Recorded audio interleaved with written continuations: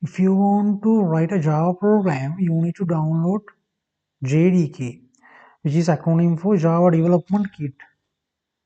Search for Java JDK download. Then click on Java downloads. As you can see, here is JDK 25.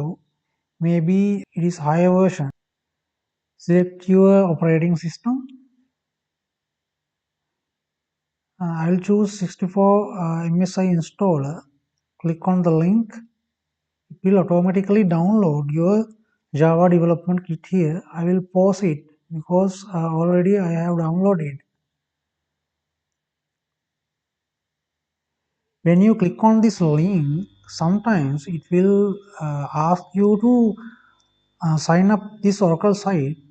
By simply giving your details, you can sign up to this Oracle site, and after you have signed it, it will automatically download your JDK. After successfully download it, right click on it, click on run as administrator, and then simply click on next, and you can install it. Keep in mind, remember the installation path. My JDK is installed in C program files, Java JDK 25. Go to your JDK version and then go to bin folder.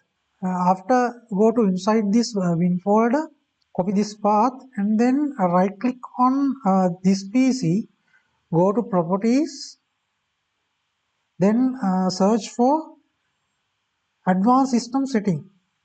Advanced system setting, click on it, go to environment variables. Under the system variables, click on path, click on edit, and click on new, paste that copied path and move up.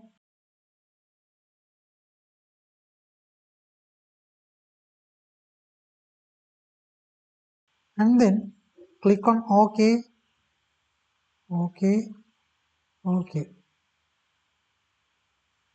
After successfully done that, hit the Windows R button and type CMD. Hit enter. It will open your command prompt. In the command prompt, type exactly this command, Java C.